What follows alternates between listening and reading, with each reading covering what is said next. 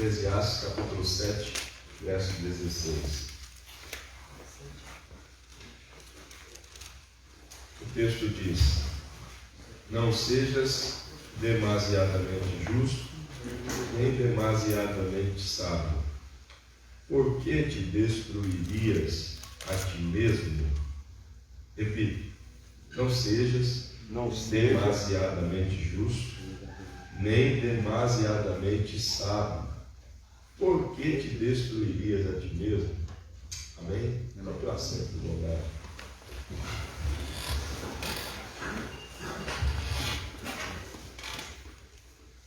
O livro do Eclesiastes, ele também está inserido na categoria dos livros de sabedoria. E o mesmo autor do livro dos Provérbios completa a sua obra de sabedoria com o livro do Eclesiastes. São fases distintas na vida desse homem, e porque nós vemos este homem escrevendo em fases distintas da vida, nós percebemos uma forte alteração do conteúdo, apesar de ser o conteúdo destinado à sabedoria. No livro do Eclesiastes, este homem está olhando para a vida da perspectiva da maturidade.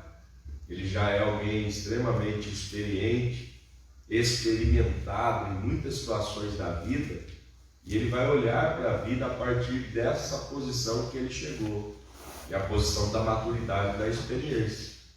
E ao olhar para a vida a partir dessa experiência, inspirado pelo Espírito Santo, ele vai escrevendo e vai deixando a nós algumas lições que são importantes. E quando nós chegamos neste texto que a gente acaba de ler, ele fala para nós de dois princípios muito importantes para a vida, que é justiça e sabedoria. Estes dois valores, ou estas duas condições, elas são fundamentais para quem quer viver uma vida de fato digna, uma vida plena. Você não pode abrir mão em nenhum momento da sua caminhada de sabedoria e de justiça. Estes dois elementos, eles são fundamentais para a nossa caminhada. Todavia, o sábio vai dizer a nós que mesmo estes dois elementos que a gente valoriza e acredita que são importantes para a nossa vida e que jamais a gente pode abrir mão durante a nossa caminhada, estes dois elementos em demasia, em alta quantidade, ele pode ser prejudicial para nós. Então a primeira lição que a gente precisa aprender com o sábio é que muitas vezes a gente pega valores excelentes e potencializa isso no máximo, acreditando que por ser bom, a gente precisa deles na mais alta quantidade possível. Porém, a gente precisa entender uma outra verdade, que a diferença entre remédio e veneno está na dosagem. Aquilo que hoje conserta a minha vida em alta quantidade pode matar a minha vida. E muitas vezes nós esquecemos disso. Se você olhar para cá, o que é que tem nesse copo?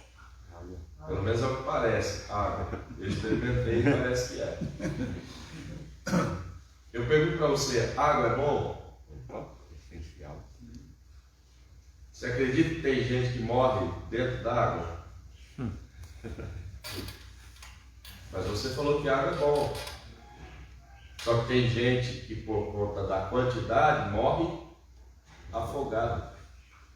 Então a mesma água que é fundamental para a sua vida, em grande quantidade, pode matar a sua vida. A mesma água que depositada em quantidades adequadas faz com que a terra produza e a gente consiga colher os frutos da terra, é a mesma água que em grandes quantidades pode acabar com aquilo que está plantado na terra. Então a primeira lição desse texto para nós é que a gente precisa ser moderado. A gente precisa ter essa condição de equilíbrio e entender que na vida até as coisas boas, até as coisas agradáveis, precisam trabalhar dentro de um limite que não extrapolem e se transformem, apesar de serem boas na essência, em produtos de morte da minha vida.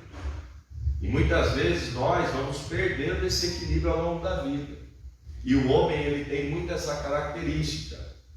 Nós muitas vezes temos a capacidade de focar em alguma coisa, de gostar de alguma coisa, e a gente quer fazer disso o ponto mais alto da nossa existência, e a gente canaliza toda a nossa força para potencializar isso. Tem homem que gosta de pescar. Pode ser bom, mas se você quiser ir todo dia, você pode complicar a vida. Tem gente que gosta de pedalar. Eu cheguei aqui, eu vi 2 bicicletas ali na frente, deve ser de gente daqui. Agora, se você quiser pedalar todo dia, você pode complicar a vida, a não ser que você vire um atleta e viva disso.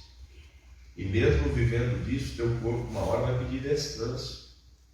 Tem homem que gosta de trabalhar, e trabalho é muito bom. Só que se você só pensar em trabalho, sua vida corre risco, você pode ter problema.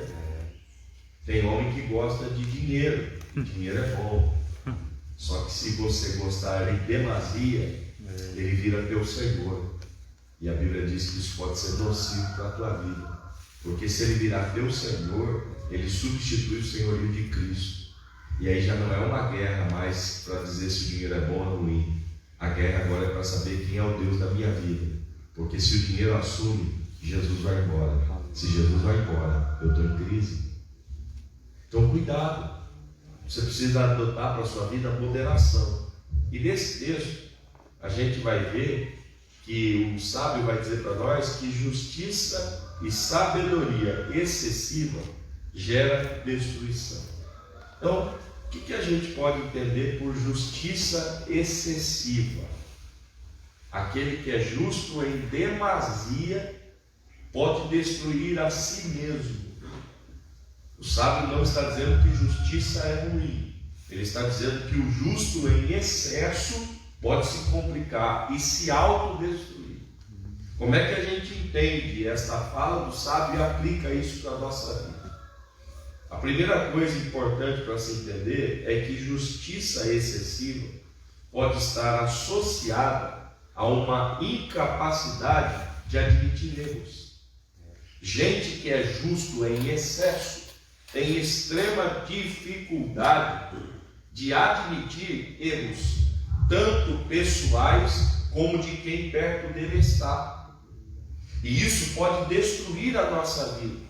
Por quê? Se tem algo que eu e você ao longo da vida vamos presenciar em nós e em quem nos cerca, é o erro. E se você for justo em demasia, se você estreitar o caminho de tal forma que dificilmente até você passa, isso vai destruir e não construir a sua vida.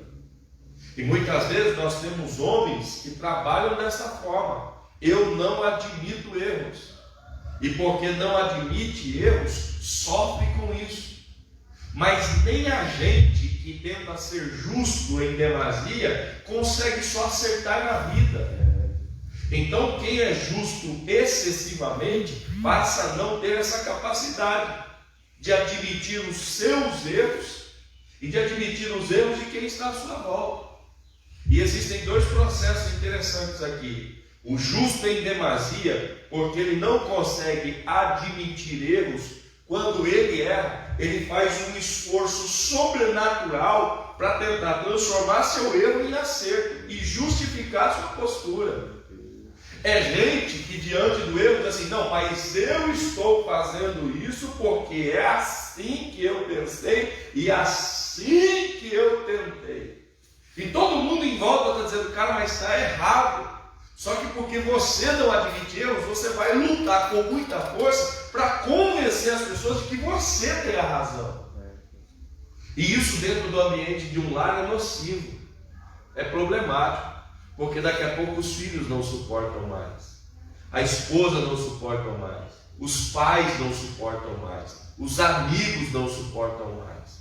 Porque quem não é capaz de admitir erros porque é justo em excesso, vai sempre tentar estar no patamar de acerto. Sempre vai ser ele a pessoa que vai estar com a razão. Isso é complicado demais. O que é o justo em excesso? É gente que não admite que as coisas ou alguma coisa fuja do seu domínio. Você já percebeu que tem gente que sempre quer estar no controle das coisas? Não, aqui quem manda sou eu, aqui quem faz sou eu, aqui quem dá a última palavra sou eu. Você vai se complicar, irmão.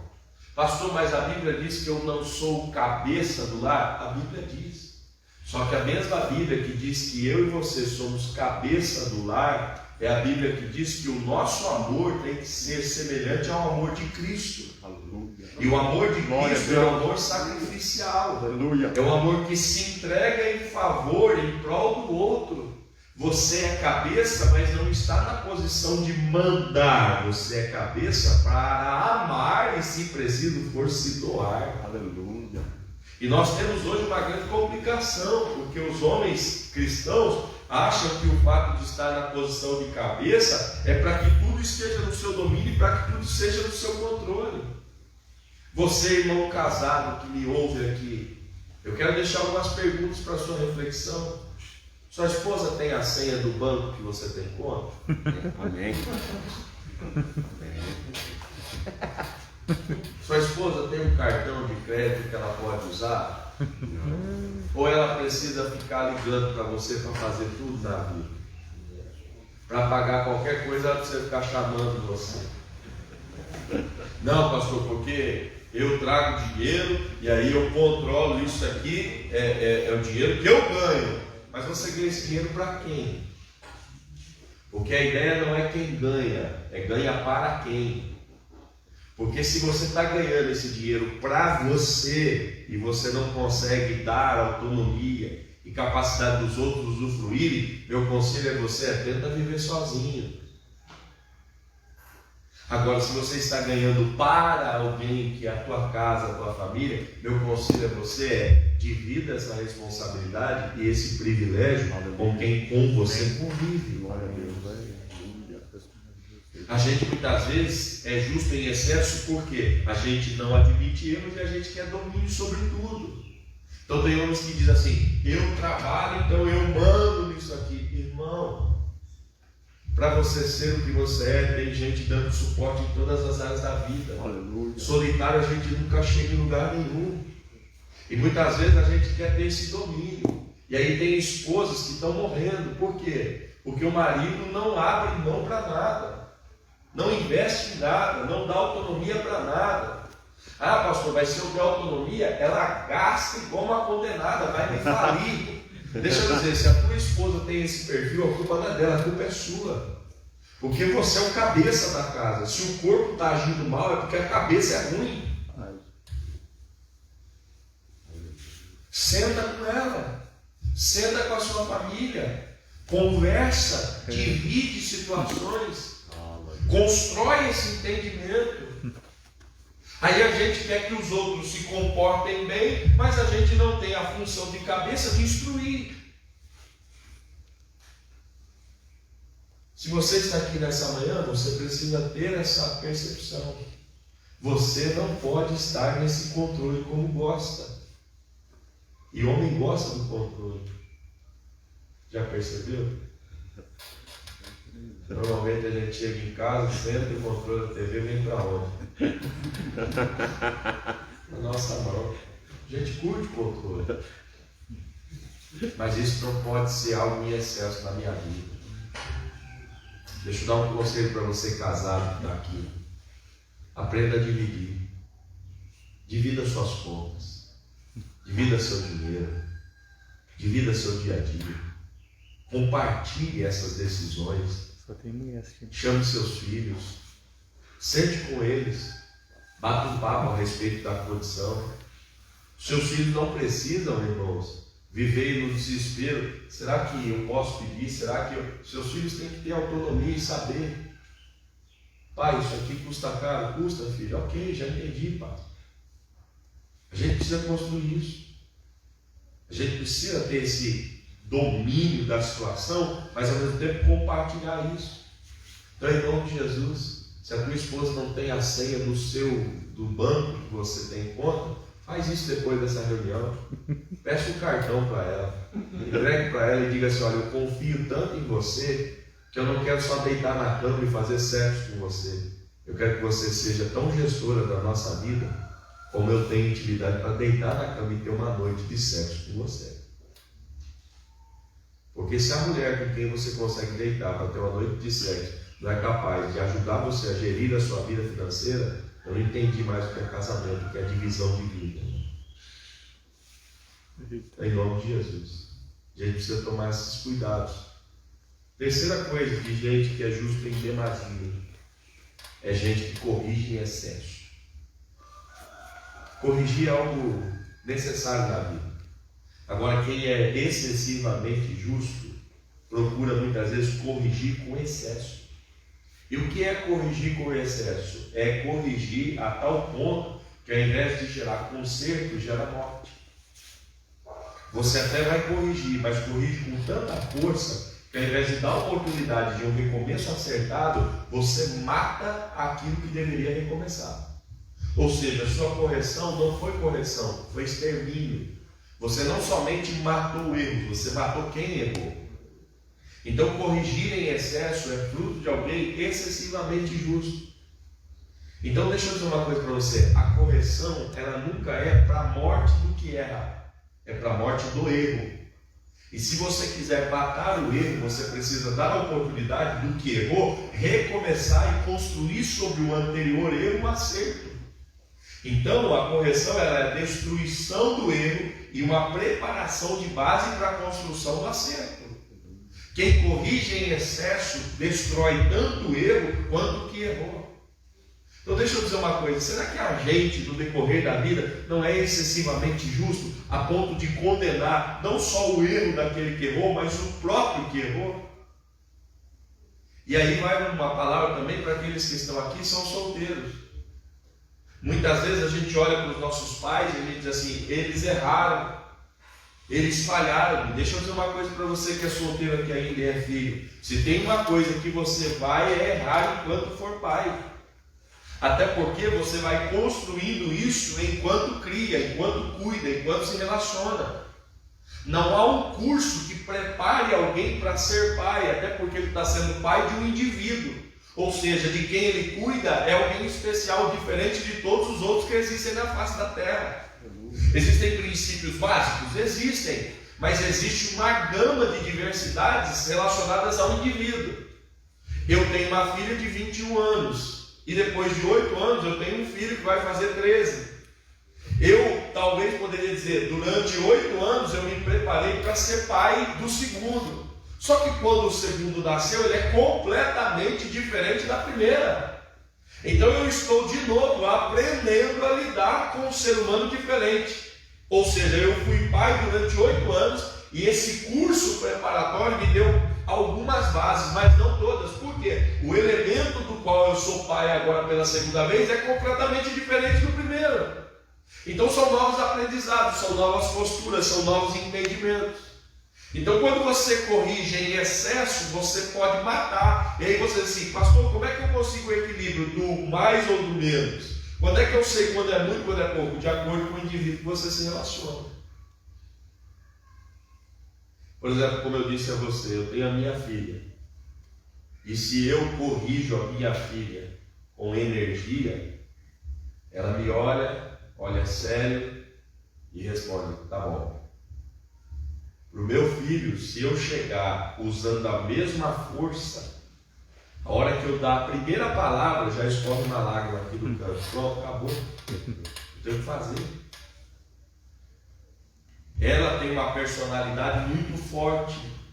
Ele também tem, só que ele guarda, ele é tranquilo, ele é na dele.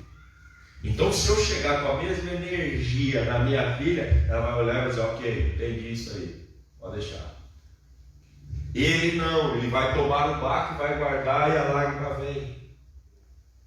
Então eu preciso entender que eu posso corrigir a ambos, mas a dosagem para um tem que ser diferente do outro. E aí, como eu estava dizendo, você, filho, precisa entender isso. Porque às vezes um erro do pai, a gente pune esse pai em excesso. Você diz assim: meu pai não vale nada, meu pai não presta, meu pai não me ama, meu pai não cuida de mim como eu gostaria, meu pai não tem carinho por mim. E não é isso. Você está punindo ele, corrigindo ele em excesso, porque você foi atingido por um erro que ele cometeu. Entenda isso, assimile esse erro e procure não punir seu pai a ponto de matá-lo no seu coração. Mas destrua o erro e faça desse erro um exemplo para você, quando for pai, se Deus permitir, não repetir com seus filhos. Então, correção em excesso, ela mata o erro e mata quem errou. Então, deixa eu dizer uma coisa para você, irmão casado: cuidado. Às vezes uma correção nossa dentro do lar pode matar o sentimento de uma esposa. Uma correção nossa dentro do lar com um filho pode matar esse filho, a ponto de destruir sonhos, projetos. E eu vou te dar um exemplo que marcou muito minha vida. Durante minha vida pastoral, eu comecei a atender muita gente, muita gente. Era um volume muito considerável de atendimento. E aí eu falei assim: eu preciso de ajuda para tentar compreender um pouco mais essa questão humana. E fui até fazer curso, estudar um pouco sobre isso, para tentar entender um pouco mais. E logo nessa fase de tentar me preparar, de estudar um pouco, de ler um pouco sobre isso, chega um rapaz na igreja. E quando ele chegou com uma irmã da igreja. Uma irmã da igreja trouxe ele porque ele trabalhava junto com ela.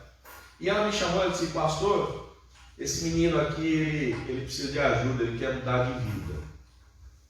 E quando eu olhei para aquele moço, ele tinha os cabelos compridos, ele já usava maquiagem, ele tinha já o estereótipo muito parecido com uma mulher. Eu olhei e disse assim: tá, mas que tipo de ajuda ele quer? Aí ela falou, ele não falou. Ela falou assim: pastor, ele quer mudar de vida mesmo, completamente, radicalmente. Ela falou assim: eu não sei o que fazer, eu estou trazendo para o senhor resolver. Falei: vamos fazer o seguinte, você pode ir lá na secretaria da igreja, a gente conversa com calma. Hoje aqui no culto, talvez eu não consiga te dar toda a atenção que você precisa. E aí conversamos um pouco ali, marcamos, e ele foi na secretaria da igreja. E durante uns 3 dias, que ele foi lá na secretaria da igreja, ele pouco falava, ele só respondia o que eu perguntava. E aí, na 4ª vez que ele foi, eu perguntei a ele, falei: meu amigo, me diz uma coisa, por que é que você começou essa experiência diferente daquilo que Deus gerou você para ser? Quando é que você começa essa experiência homossexual? Aí ele baixou a cabeça, e aí quando ele levantou, eu percebi que ele já tinha ganhado confiança, ele ia falar. Ele me disse assim: pastor, eu vou dizer uma coisa a você. Eu tive um pai, e esse meu pai, todas as vezes que olhava para mim, porque eu tinha mais 6 irmãs e brincava muito com elas. Nós morávamos no sítio, não tinha gente perto. Eu só tinha minhas irmãs para brincar. E porque eu brincava muito com elas, todas as vezes que meu pai chegava perto, ele me chamava de um nome, me depreciando. Você já imagina o que é. E ele disse: isso foi mexendo no meu coração, isso foi me magoando de tal forma, que quando eu completei 15 anos, eu disse assim: ele fala toda vez que eu sou isso, e eu não sou.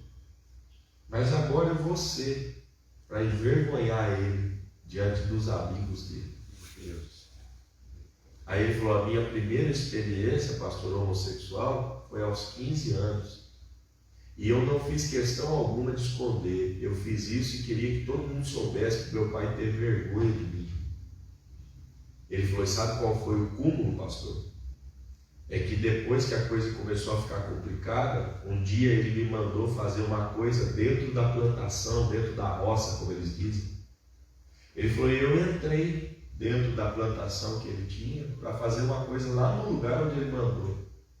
Ele falou: e daqui a pouco eu começo a perceber que está queimando a plantação. Ele falou, eu achei estranho, porque não vi nada, não vi nenhuma situação de perigo. Quando entrei, ele falou, eu saí correndo, dei a volta pelo outro lado e fui meio que olhando a fumaça e fui me desviando. Quando eu saí e eu vi a movimentação, meu pai tinha posto fogo na plantação. Ele falou, eu entendi que ele queria me matar. A partir daquele dia eu fui embora de casa. E aí mergulhei nesse mundo. E já faz anos que eu não volto para minha casa e vejo meu pai. Só que essa dor não sai do meu coração, pastor. E é por isso que eu quero ajuda. Eu não sou isso que eu estou vivendo. Mas eu sofri tanto lá que gerou isso aqui em mim. Quando eu ouvi aquilo, eu entendi, irmãos, que às vezes a correção em excesso mata de tal forma que a gente cria esse tipo de situação. Em nome de Jesus, o que é que você tem produzido dentro da sua casa?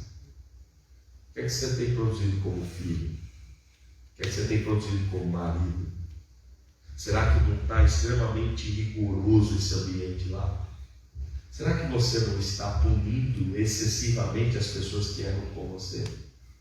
Será que hoje não é dia de você chegar e dizer para a pessoa que você puniu tanto, me perdoe, eu fiz em amor, mas eu acho que eu fiz em excesso. Não espere a dor se estabelecer, a crise se estabelecer. A gente está aqui nessa manhã com uma porta de Deus aberta para nós, dizendo, entra, dá tempo de corrigir e dá tempo de mudar os rumos. Glória a Deus. Em nome de Jesus. Todas as vezes que a gente fala de justiça excessiva, a gente fala de abrir mão de duas virtudes, que é a misericórdia e a solidariedade. A Bíblia fala que em Deus a misericórdia ela precede o juízo.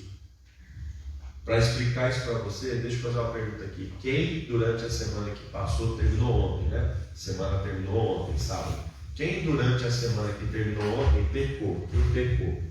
Só quem pecou. Beleza.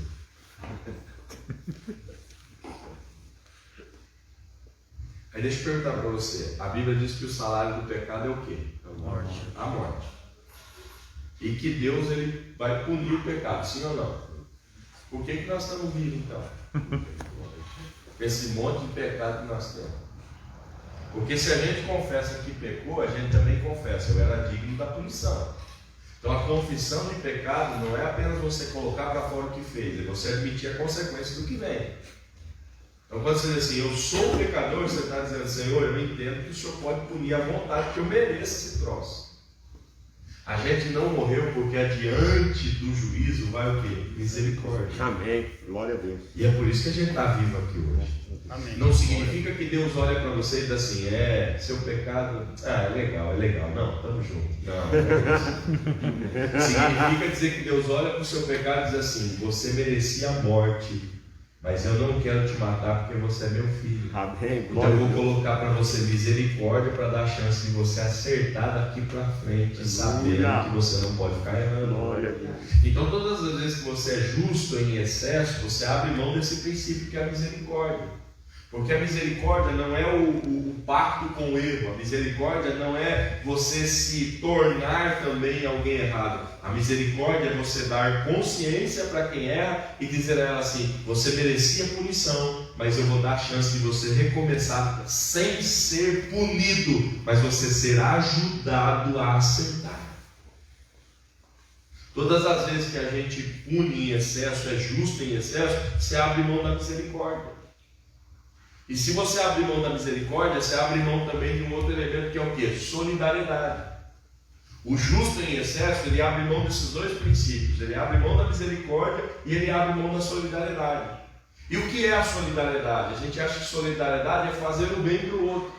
Quando na verdade solidariedade não é apenas fazer o bem para o outro. Solidariedade é aceitar o outro apesar daquilo que ele é. E muitas vezes nós não conseguimos isso. A gente não tem essa ideia. A gente não consegue entender isso. E aí a gente quer continuar exigindo sempre que o outro seja de acordo com a forma que a gente estabeleceu. E aí quando você é justo em excesso, você abre mão disso, da solidariedade, olhar para o outro e dizer assim, você é assim, cara. Eu entendi, você é esse cara, compreendi. E eu vou, em amor, me adaptar à sua vida, ao seu jeito, ao seu estilo de ser. Como eu disse a você, tem gente muito extrovertida, tem gente muito forte, mas tem gente muito simples, tem gente muito tranquila. E você precisa ser solidário, entender que isso é parte da pessoa e entender que precisa aceitá-la dessa maneira. O justo em excesso tem essa incapacidade. Por quê? Porque ele quer que tudo seja feito do seu jeito. E aí ninguém pode ser diferente. E aí ninguém pode não gostar do que ele não gosta. Complica a vida. Então a solidariedade abre espaço para você aceitar o outro como o outro de fato é. Irmão, deixa eu dizer uma coisa para você. Na igreja isso é um exercício fenomenal. Porque aqui, irmão, é igual a arca de Noé. Tem bicho de tudo quanto é jeito. Só que uma coisa interessante, foi Deus que colocou todo mundo dentro. Amém. E ele falou, todo mundo precisa chegar lá naquele lugar salvo. Glória a Deus. Aleluia. Então não entrou na arca por mérito, entrou na arca porque Deus mandou entrar. E ele tinha um propósito, levar todo mundo vivo do outro lado. E essa convivência tem que ser pacífica lá dentro. Então, em nome de Jesus, irmão, a gente precisa ser solidário. Eu falo, se você chegar na minha casa, você vai perceber essa diferença claramente. Minha esposa tem uma personalidade totalmente diferente da minha. Ela é a parte boa da família. Ela é a parte que não se estressa, ela é a parte que sempre está sorrindo, ela é a parte que dificilmente você vai ver brigando. E eu preciso ser solidário, eu preciso entender isso como parte dela e assumir isso para mim. Então, todas as vezes que você é justo em excesso, você abre mão de misericórdia e solidariedade. Amém? E sabedoria excessiva? O que é uma sabedoria excessiva? Porque, vamos ser sinceros, seria legal que as pessoas olhassem para nós e dissessem, cara, você é sábio demais, hein? Porque uma coisa é inteligência, outra coisa é sabedoria. Tem muita gente inteligente que não é sábia. Então, o que é sabedoria? Sabedoria é a capacidade, e de forma básica eu gosto de definir isso, é a capacidade de usar todo o conhecimento que você tem, ainda que seja pouco, para administrar situações que fogem do seu controle. E com sabedoria você usa todos os seus recursos e coloca isso em equilíbrio. Então, sabedoria não é inteligência. Tem gente extremamente inteligente, mas que não é nada sábio. E aí ele não consegue pegar a inteligência que tem e administrar uma situação que está diante dele. O sábio é aquela pessoa que muitas vezes até é pouco inteligente, mas ele pega todos os recursos que tem e coloca isso em ação e administra as situações e a coisa se equaliza e vai embora. Então o que é sabedoria excessiva? Sabedoria excessiva afeta duas coisas importantes: a nossa capacidade de ouvir e de refletir. O sábio em excesso, ele flerta com a arrogância, porque ele nunca acha que está errado. O sábio em excesso, ele é aquele cara que nunca para ouvir alguém do lado. Por quê? Ele sabe que o jeito dele é o certo.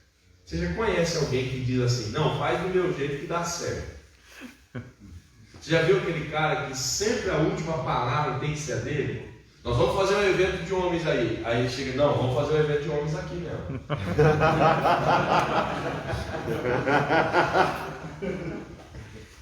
Não, ele vai ter café da manhã, isso, tem que ter pão também. A gente sabe, cara. Mas ele se sente, ele é sábio em excesso, que ele flerta com a arrogância. Não ouve, não reflete, não para ter uma opinião, não para para o contraditório. Irmão, e deixa eu lhe dizer, a gente precisa do contraditório.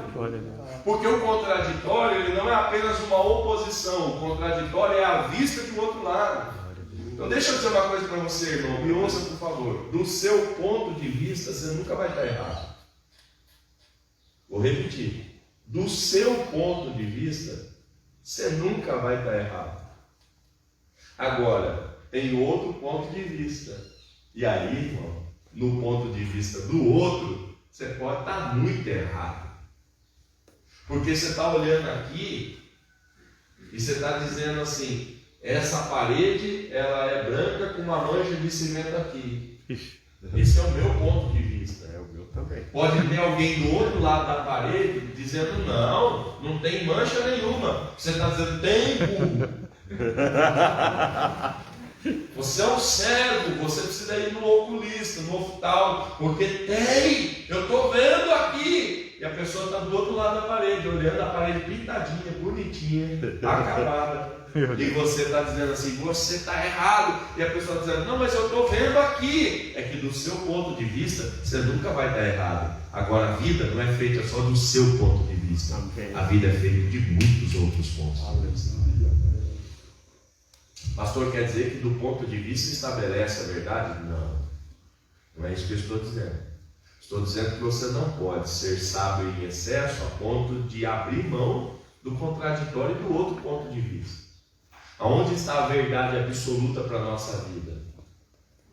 Aonde, irmão? Opa, na palavra, ok? Mas na vida existem pontos de vista que você precisa admitir. Existem. E se você é sábio em excesso, tira de você essa capacidade de ouvir e essa capacidade de refletir. Isso pode destruir sua vida, sabe por quê? Quem é sábio em excesso nunca ouve, nunca reflete, nunca aceita o contraditório, nunca abre mão da sua posição, porque sempre acha que está certo, vai viver uma experiência da solidão.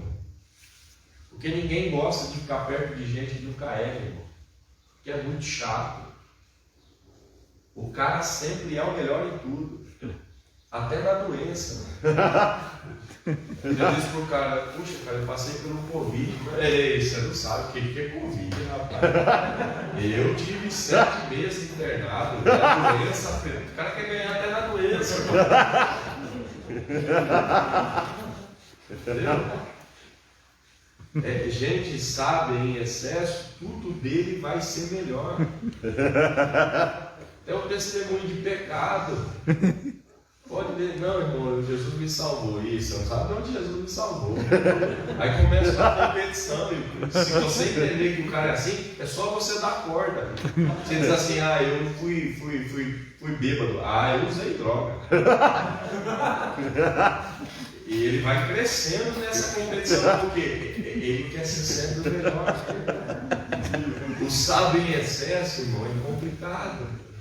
E isso tira de nós essa capacidade de ouvir, refletir e parar do contraditório. Então, em nome de Jesus. E aí vai uma palavra para quem é casado e para quem é solteiro. Você solteiro é de uma geração que a gente chama ou da geração X ou dos nativos digitais. É a geração adepta à tecnologia, antenada com a tecnologia, e uma geração extremamente veloz na informação. Agora, o fato de você ter toda essa característica não significa que você é mais inteligente que seus pais e melhor que eles. É só uma diferença de geração. E muitas vezes eu encontro muitos filhos que tentam ser sábios em excesso. Olha para o pai e diz, mas quando você nasceu não tinha celular, e daí? Não, você não sabe nem ligar um iPhone, e daí? Não, você não entrou numa faculdade, e daí? Você, por estar numa faculdade, por ter acesso à tecnologia, por estar se formando, só consegue fazer isso porque alguém deu suporte a você para você chegar onde está. Aleluia. Então, em nome de Jesus, a gente tem que diminuir a arrogância, diminuir a nossa capacidade de se achar e entender que a gente precisa ouvir o outro, precisa dar a oportunidade do contraditório e refletir sobre isso. Porque talvez aquela pessoa que nunca pisou na faculdade é o instrumento que Deus vai usar para alinhar a minha vida e me colocar no alvo certo. Aleluia, glória a Deus. É como eu digo, eu tenho uma mãe que mal completou a 4ª série. Ela sabe ler e sabe escrever, mas é um instrumento que Deus sempre usou para abençoar a minha vida. Então até hoje, apesar de toda a nossa diferença, até de formação, eu ainda, quando ela fala, ouço. Às vezes não concordo, mas ouço, porque é o contraditório. E muitas vezes a gente se isola. E aí tem meninos novos aí, irmãos, que entram na faculdade e o professor, porque tem um doutor na frente, é mais importante que o pai. Tem gente, irmão, porque entra num espaço aí e vê um PhD em alguma coisa, ou vê um empresário fulano de tal, acha que o patrão é mais importante que a família. E aí você só quer trafegar nessa esfera do conhecimento, da importância, do status. Em nome de Jesus, você é um homem que Deus quer tratar nessa manhã, nessa série. Aleluia. Você precisa ouvir pessoas, você precisa refletir, você precisa de humildade. Glória a Deus. Amém? Amém. Se os excessos prejudicam a gente precisa de uma vida então marcada por equilíbrio, temperança e domínio próprio. Todo homem precisa disso. E o que a gente precisa entender? Que a vida sempre é marcada por pressões mesmo. Irmão, se você quiser viver uma vida tranquila, você pode fazer a opção por viver vida vazia. Isso é perigoso. Vamos abrir o confessionário aqui. Você já percebeu que não é fácil a vida mesmo? Você já parou para perceber? Não é simples. Pô, trabalha, é casa, é conta, é estudo, é filha, é mulher. A gente vive cercado de pressão, irmão. É a esposa do lado dizendo, você não me dá atenção. Aí é o seu patrão dizendo, mas você tem que produzir. Aí vem o pastor da igreja, mas você tem que ser fiel a Jesus. Aí você fala, meu Deus do céu, o que é que eu faço? Aí vem seus filhos assim, pai, nós precisamos de você. Aí vem a sociedade dizendo assim, mas você é um homem bruto, você é um ignorante, você precisa ser mais sensível. Aí você fala, meu Deus, é pressão demais. Aí vem o Covid, fecha, abre, perde serviço, ganha serviço. Você fala, meu Deus, onde é que vai parar? É muita pressão na vida. Aí você diz assim, pastor, eu queria viver uma vida sem pressão. Você está querendo viver uma vida vazia. Porque as pressões que são difíceis de administrar, mas são um sinal para nós de que apesar do peso, a gente tem alguma coisa. Se a sua família te cobra, é um peso que você tem, mas ao mesmo tempo você pode dizer, eu tenho uma família que eu posso me relacionar com ela. Se a igreja te cobra, se o pastor te cobra, é porque você tem uma família de Deus preocupada com a sua vida espiritual e quer que você vença. Ou seja, as pressões da vida também são um sinal de que a gente tem alguma coisa. Então, qual é o segredo da vida? É você tentar, de alguma forma, equilibrar essas pressões e não ceder ao quê? A polarização. Porque o problema não é eliminar a tensão, o problema é ceder para uma delas. E aí você viver uma vida fora do equilíbrio. Ou seja, se a igreja puxar você para cá, você entendeu o quanto você pode ir. A família puxa você para lá, o quanto você pode ir. Para quê? Para manter o equilíbrio entre todas as pressões que você sofre na vida. A ideia não é eliminar a pressão e a ideia não é ir para um lado só. A ideia é ser puxado de todos os lados e conseguir manter o equilíbrio. Então, como é que a gente pode fazer isso? Primeiro, você precisa ter uma base sólida, irmão. E aí, deixa eu dizer uma coisa para você, homem. Tem um segredo na vida que é para todo mundo. Em que você está apoiando? Você está alicerçado em quê? Você pode escolher base sólida, mas pode escolher base menos sólida. Pastor, qual a diferença? Base sólida, mais trabalho. Base menos sólida, mais rápido. Você precisa optar ou por agilidade ou por sustentação. Você precisa optar por esperteza ou por sabedoria.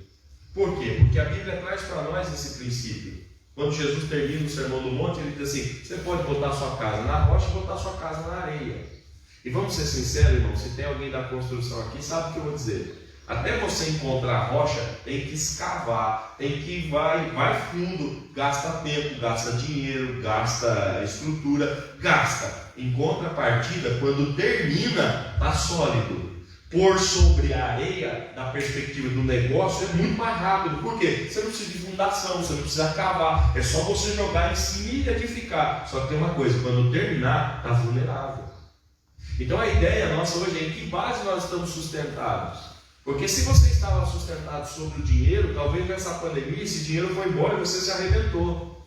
Se você estava sustentado numa posição, talvez essa posição foi embora com esse tempo, você se arrebentou. Agora, se você estava sustentado em Cristo, apesar do movimento das águas que chegam até nós, dos ventos que vêm sobre nós, a gente tem uma certeza: eu continuo de pé, apesar de tudo que acontece. Qual é a sua base? Aleluia. Porque deixa eu dizer uma coisa para você: se você é um crente só de frequentar cultos, talvez vai dar ruim para a sua vida, irmão. Você vai vir para a luz do mundo uma vez na semana, mas vai morrer e vai trombar com a escuridão do capeta. Mas eu fui na luz do mundo uma vez por semana. Mas não vale a pena ver uma vez por semana aqui na luz do mundo e não sustentar a vida no Cristo da luz do mundo. Aleluia. Em que base você está alicerçado?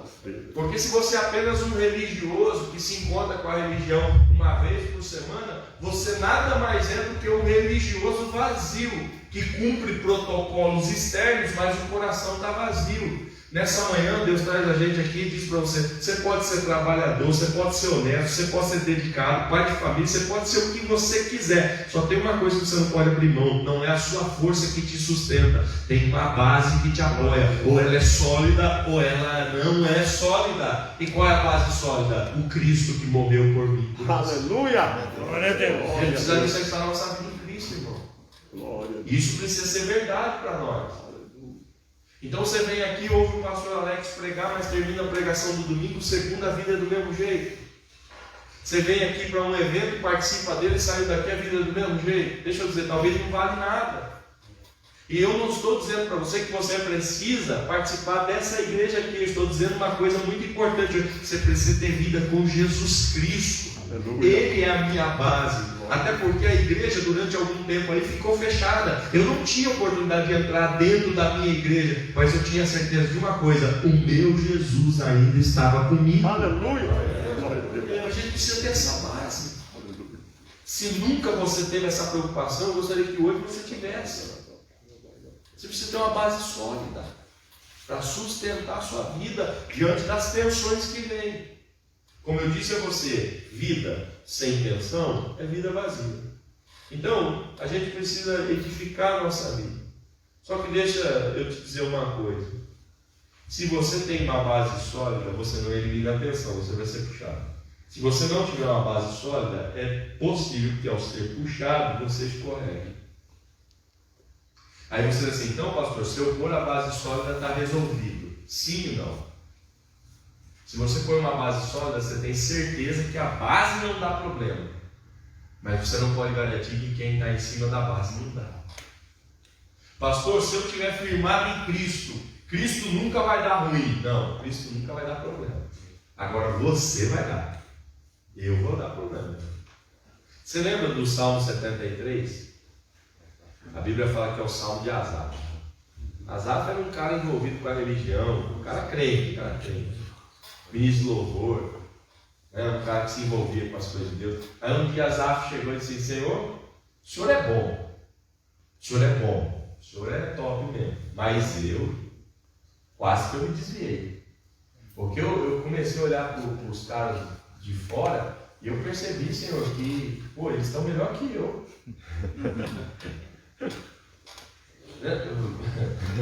Não sei se já aconteceu. Não sei se já aconteceu contigo isso. Não sei. Mas quem aqui é casado com a mulher não trai a mulher? Quem aqui? Agora, nessa hora, né? Até quem é solteiro levanta.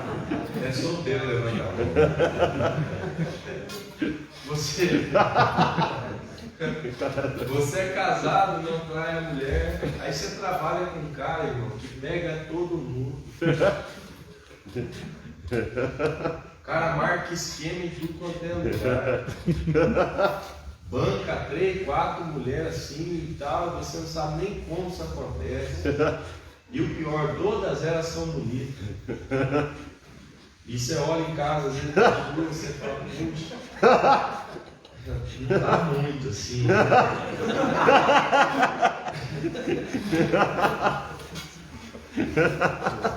Aí você fala: puxa, como é que pode isso, Senhor?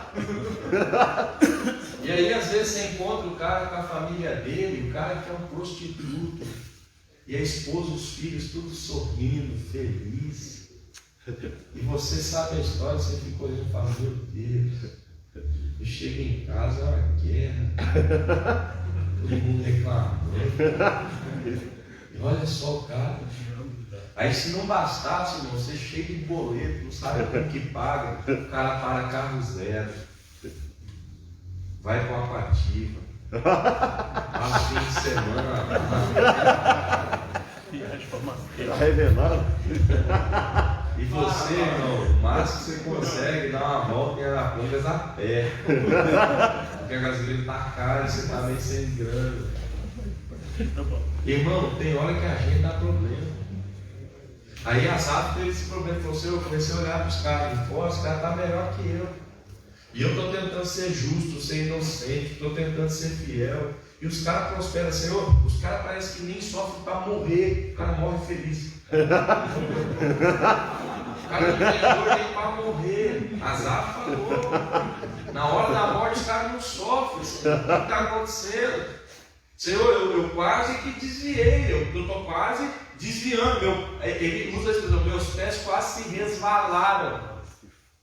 Quase que eu escorrego, quase que eu vou para a pirambeira mesmo. Aí, irmão, quando a gente dá problema, quando a gente entra nesse processo, como é que a gente restaura o nosso equilíbrio? Até 10h30 a gente termina, tá? Como é que a gente restaura esse equilíbrio? Primeiro, oração. Oração. No Salmo 109, você consegue pôr para nós Salmo 109? Não, né? Consegue? Pô, o cara é novo. Põe para nós, Salmo 109. Deixa eu pôr no meu aqui também, no meu celular, que aí eu consigo localizar aqui o mistério. Tá, põe na tela aí que se alguém não trouxe Bíblia, vai conseguir.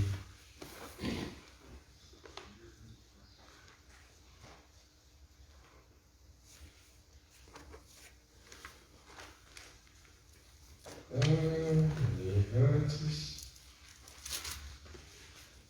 Olha o que ele vai dizer.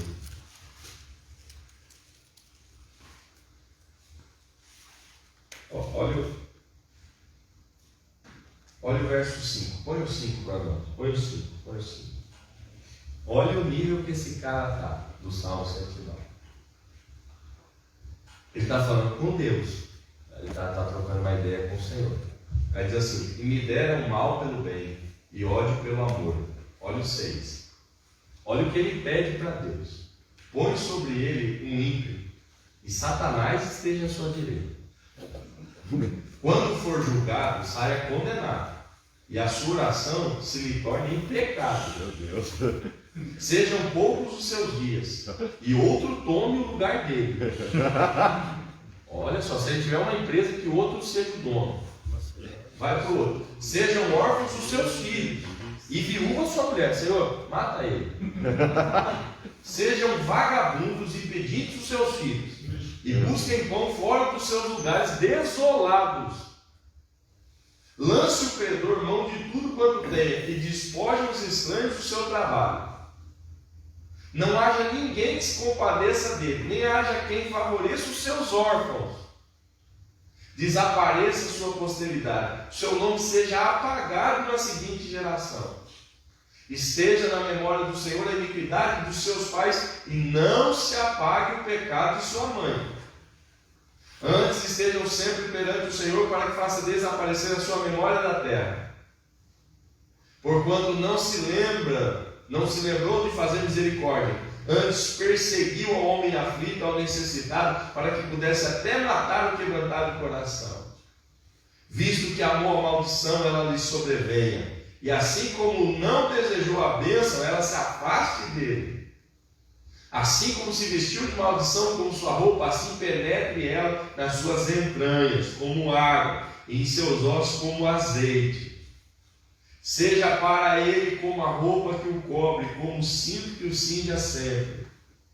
Seja este o galardão dos meus contrários, ou dos meus inimigos da parte do Senhor, e dos que falam mal contra a minha alma. O cara estava macho. Irmão, pensa que oração. Senhor, mata ele. Os filhos dele, Senhor, faz mindinho, tudo eles. Senhor, fala uma coisa, Senhor, que ele perca a empresa, que ele nunca mais trabalhe, que os filhos dele não consigam nem estudar, que eles virem tudo moleque de rua. Olha a oração do cara. Aí depois que ele pede tudo isso para Deus, que ele vem falando com Deus, vem agoniado, vem estressado. Aí ele chega no verso de número 21, aí ele diz assim: mas tu, ó Deus, ó Senhor, trata comigo por amor do teu nome, porque a tua misericórdia é boa, livra-me, pois eu estou aflito e necessitado, e meu coração está ferido dentro de mim. Vou-me como a sombra que declina, sou sacudido como um gafanhoto.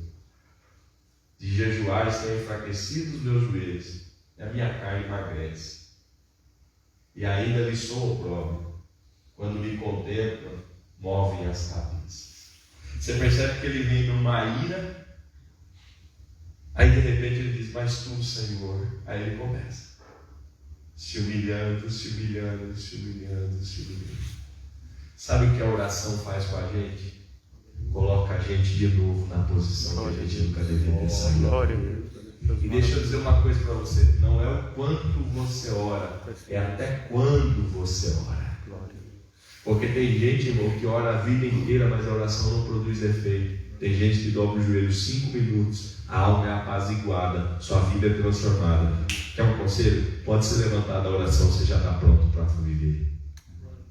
Porque tem gente que fica 1 hora e essa 1 hora não impactou a vida. Aí você diz assim: mas eu orei, mas não saiu transformado na relação com Deus. Porque a ideia não é o quanto eu oro, a ideia é até quando eu oro. E até quando eu devorar, até quando meu coração voltar ao equilíbrio. Quando o equilíbrio chegar, levante-se da oração, porque você está pronto para continuar vivendo na presença de Deus. Glória a Deus. Oração. Segunda coisa que restaura equilíbrio: palavra. Palavra. Se você se desequilibrou, vai para a palavra. O problema nosso é que a gente não deseja a palavra. E Pedro tem uma citação que eu gosto muito, eu amo esse texto. Ele diz assim: gente, vocês devem desejar a palavra como um recém-nascido deseja o leite. Tem alguém aqui que tem neném recém-nascido? Filho pequeno? Não. Pô, mama ainda? Filho? Está tomando leite ainda? Ele chora quando dá fome? Ou ele já pede? Isso, mas ele já dá um sinal. Quantos anos tem? Tem 1 ano. 1 aninho, 1 aninho. Deixa eu dizer uma coisa para você. Quando ele tiver com fome, que ele quiser mamar essas coisas, oferece para ele uma BMW. Você acha que ele topa? Ele sabe que é BMW? Não. Mas eu pergunto para você: o que vale mais, uma BMW ou uma mamadeira de leite? Não, tu vai mais. Para ele, para ele. Esse leite que você está dando para esse leite. Marca que esse leite que vale. Vou importar umas latas dela. O que é que vale mais em valor é a BMW. Só que o seu filho com fome, se você oferecer a BMW, ele nem pergunta quanto vale. Porque para ele isso é sem valor. Porque tudo que ele quer é o leite que mata a fome.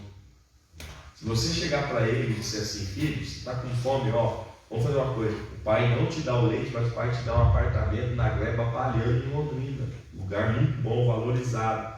Seu filho não vai nem querer saber disso. Porque ele é tão inocente que para ele tudo que precisa é o leite. Deus está dizendo para nós: deseja a palavra, Glória a Deus, como uma criança inocente deseja o leite verdadeiro. Porque se você desejar a palavra no tempo das suas crises, você vai entender que não adianta um carro zero, mais dinheiro, casa nova, novo relacionamento. Você vai entender que é só a palavra de Deus para colocar você de novo no lugar. amém. Glória a Deus Deus. amar a palavra. Aí eu pergunto para você: será que a gente ama essa palavra mesmo? Será que a gente medita nessa palavra? Muito das nossas crises, e aí eu digo para os homens aqui, muito das crises que a gente vive está relacionada à falta dessa palavra. Se você mergulhasse mais nessa palavra, a gente ia ser melhor. Aleluia. A gente ia errar muito menos. Terceira coisa que ajuda você a equilibrar novamente? Jejum. Jejum é uma coisa que a gente pouco fala ultimamente, até porque o povo gosta de comer demais. E aí jejuar é uma coisa complicada. E aí por que o jejum, pastor, devolve o equilíbrio? Porque com o jejum você ressalta aquilo que é importante na sua vida, fazendo o quê? Retirando as coisas que estão te desequilibrando. Quando você jejua, você está declarando: eu preciso tanto de Deus, que eu abro mão de coisas que me são importantes também, para estar em contato com o Senhor. E quando você faz isso, você quebra as amarras que estão trazendo tensão na sua vida. Então deixa eu lhe dizer, o jejum ainda é uma prática preciosa para quem quer restaurar o equilíbrio. Às vezes você está sendo tomado por pornografia, e aí eu tenho uma dica para você: jejua dessa desgraça que fica na nossa mão. Pastor, a pornografia está me consumindo. Eu ouvi um testemunho uma vez de um rapaz que estava lutando para vencer pornografia. Foi atendido por um pastor, e o pastor deu a ele um conselho: faz o seguinte, meu filho, só pega esse celular na mão nos ambientes onde existe coletividade. Sabe o que esse menino fez? Ele deixava o celular dentro do carro, e ele morava, acho que no 7º andar do seu prédio. Quando ele chegava do trabalho, ele pegava o celular, colocava dentro do porta-malas do carro, fechava e ia para o 7º andar e não voltava mais pegar. Só no outro dia pela manhã, quando ele estava indo para o trabalho, ele abria o porta-malas, pegava o celular e ia para o trabalho. E no movimento do trabalho ele não tinha tempo para acessar as coisas que estavam corrompendo a vida dele. Sabe o que ele falou? Pastor, eu quebrei o elo com a pornografia, quebrando o elo com a porta que me levava para a pornografia. Eu disse para Deus: eu vou fazer um jejum pesado, Senhor, para reequilibrar minha vida. Então, em nome de Jesus, se você está em desequilíbrio, jejua, põe sua vida diante do Senhor e diga: Deus, eu preciso restaurar o equilíbrio.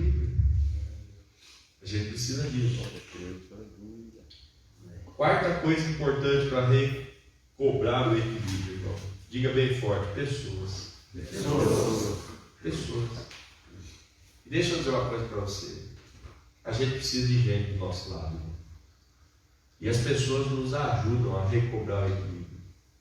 E deixa eu dizer para você, não é qualquer pessoa também.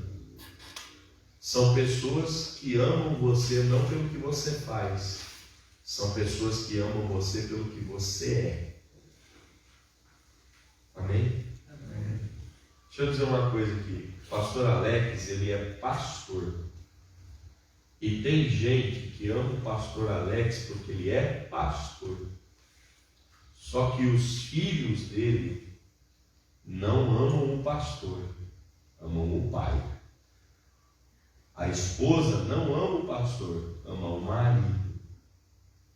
E outra, o pastor, ele se apresenta em vários momentos da vida, mas a gente é muito mais marido e pai do que pastor, porque o maior tempo da nossa vida é passado com essas pessoas. Então deixa eu dizer uma coisa para você: se o pastor Alex não pregar nessa igreja, a igreja pega um outro pastor e põe aqui para pregar. Por quê? Porque a igreja pode ter um outro pastor. Agora, os filhos dele não podem ter outro pai. A esposa dele não pode ter outro marido. O que Deus deu é o Alex. Então, quando a gente estiver em desequilíbrio, a gente precisa ouvir pessoas que não nos amam por aquilo que a gente faz, mas amam a gente por aquilo que a gente é. Porque deixa eu dizer, tem gente que ama você porque você é um grande profissional. Só que o trabalho que você faz, outro pode fazer. Agora, o que você é dentro da sua casa, só você pode ser. Só você pode ser o filho que é. Só você pode ser o pai que é. Só você pode ser o marido que é. Então, em nome de Jesus, ouça estas pessoas. Quando você estiver em desequilíbrio, se aproxime dessas pessoas e tenha a possibilidade de ouvi-los, de entendê-los, de receber o retorno que eles vão te dar. Porque isso vai trazer equilíbrio para você. Porque talvez você esteja no momento profissional mais lindo da sua vida, mas o resto da sua vida está tudo destruído. E aí as pessoas que veem você profissionalmente te aplaudem e dizem assim: que momento maravilhoso, cara. Só que você está se destruindo e não está percebendo, perdeu o equilíbrio. Se você ouvir quem está perto de você, essas pessoas vão dizer para você, marido ou pai, talvez você esteja vivendo um tempo profissional muito bom, ganhando muito dinheiro, mas a gente não quer seu dinheiro, a gente quer você bem, a gente quer você feliz, a gente quer você aqui em casa. Em nome de Jesus, ouça pessoas. Pessoas é importantíssimo para a gente retomar o nosso equilíbrio. E se você não tem pessoas que te ajudam nisso, quero te aconselhar, procure alguém. E aqui é um ambiente que eu te aconselho a ter alguém que te ajuda a ter equilíbrio. Sabe por quê, irmão? Porque na igreja tem muita gente ruim, mas tem gente de Deus, não. Tem muita gente que não vale nada, irmão, brinca com a fé dos outros, mas tem gente séria aqui, tem gente de Deus. E essa reunião de homens, como foi dito, não é só para você vir para um culto, é para você começar a entender que Deus tem gente aqui do seu lado, para estender a mão para você e dizer, cara, se você precisar de ajuda, conta comigo. Ou se você precisar vencer alguma coisa na sua vida, eu estou aqui para te ajudar. Se você precisar de um conselho, eu quero ser essa porta de bênção na sua vida. E eu tenho certeza, você vai retomar o equilíbrio, vai viver melhor e vai viver para a glória de Deus. Amém? Fique de pé, por favor.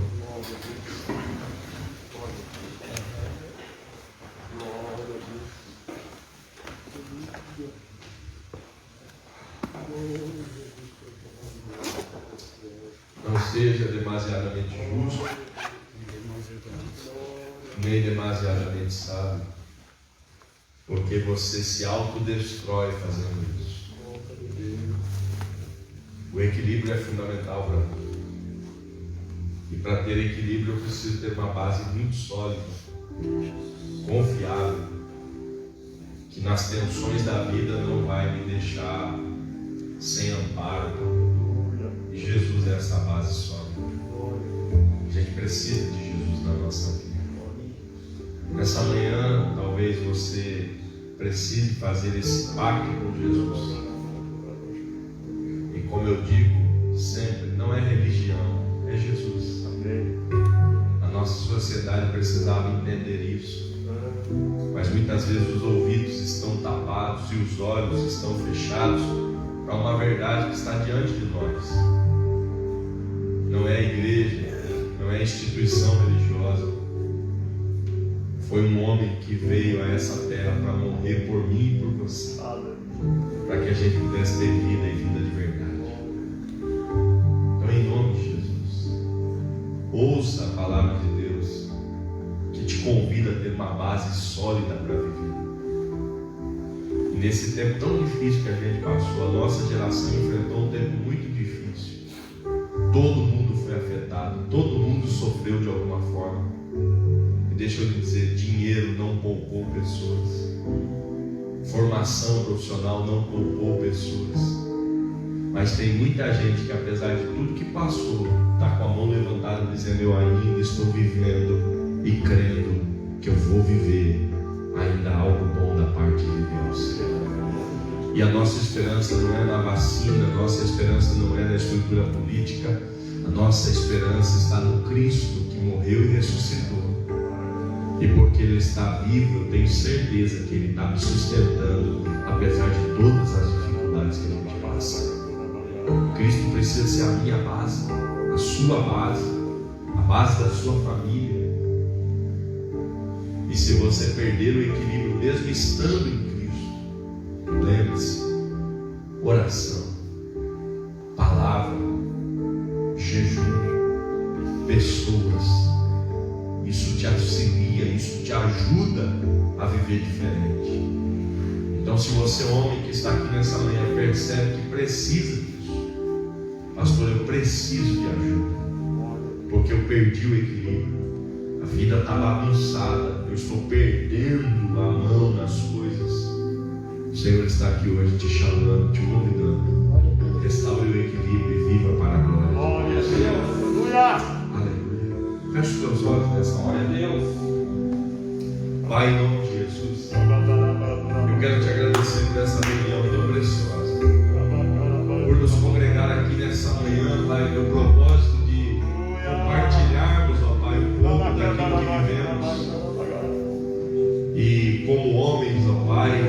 temos muitas pressões que se estabelecem na nossa vida, nos puxam para todos os lados. Muitas vezes o nosso coração se entristece, a nossa mente cansa, porque a gente, Pai, não consegue ter forças para suportar as tensões da vida. A gente perde o equilíbrio, Pai, mesmo quando estabelecemos a vida em Ti, porque o Senhor não falha, o Senhor não muda, mas eu falho, eu enfraqueço, eu tenho problemas. Mas quando isso acontece, Pai, há mecanismos, há ferramentas, há portas abertas para a restauração da minha vida. E eu quero hoje, Pai, que a Tua palavra alcance o nosso coração e que a gente entenda que a oração, que a palavra, que o jejum e que pessoas são importantes para recolocar minha vida, Pai, em equilíbrio. E assim eu não serei demasiadamente justo, sábio. Eu não serei demasiadamente, Pai, cobrador. Eu não serei demasiadamente monopolizador.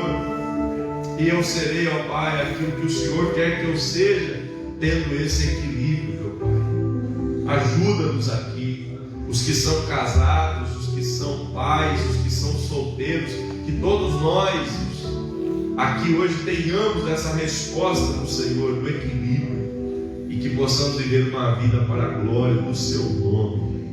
Pai, em nome de Jesus eu clamo, eu peço isso, e que a Tua boa mão nos sustente, Pai, cada vez mais. Meu pedido nessa manhã por todos os Teus irmãos que estão aqui, em nome de Jesus, Teu Filho que vive para sempre. Amém e amém. Deus te abençoe em nome de Jesus.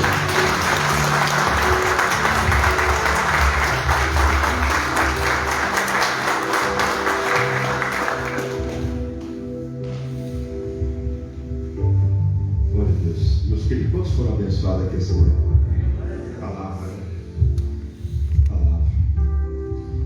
Esse é o evangelho que eu acredito. Se você faz parte de alguma igreja, faz parte de alguma religião, você entra lá e você sai da mesma forma que você entrou, você está errado. Toda vez que você entrar em algum lugar, a palavra de Deus tem que te constranger. Você tem que sair daqui dizendo: eu preciso melhorar. E essa palavra aqui, meu irmão, mexeu muito no meu coração. Eu preciso mudar muito, pelo amor de Deus. Então faça isso. A resposta para o teu problema não está se alguém vai levantar aqui com a mão e dizer: assim diz o Senhor. A resposta do seu problema de repente está em você mesmo, na mudança que você vai ter no teu lar, na tua casa, na sociedade que você muda, com as pessoas que você convive. De repente ter essas qualidades que o pastor nos deixou aqui: mansidão, equilíbrio, temperança. Tem hora que a gente se pega e acha que é muito inteligente, ou a gente acha que é muito sábio. Na verdade, a gente está totalmente errado. Ou talvez a gente ache que está com a verdade e acha que o outro está errado. Pastor, como Deus falou comigo aqui esta manhã, Deus continue te usando, te dando graça. Todo respeito, menino de Deus, tem feito um trabalho extraordinário e é uma pessoa da nossa admiração, viu? Porque a gente tem visto isso na sua vida. Que Deus abençoe todos os irmãos, nossos irmãos lá do Colômbia, Deus abençoe, do Flamengo, Deus abençoe. Os irmãos lá de Montaguaçu ia vir, o pastor me ligou de manhã e falou: pastor, o filho do irmão que ia nos trazer aqui caiu no skate e rasgou os dois joelhos. Então nós vamos orar para que Deus dê graça lá ao Caio, né, filho do nosso irmão Adilson, lá da nossa igreja de Montaguaçu. Deus abençoe nossos irmãos que vieram da Assembleia. Tem gente da Assembleia também aqui, mas tem gente da Assembleia. Deus abençoe a garotada, os irmãos abençoados. Faça assim com as suas mãos. O pastor já orou por nós, convidando você para estar conosco aqui às 19 horas, culto com a família. Deus tem uma palavra no nosso coração. Deus ainda vai continuar falando.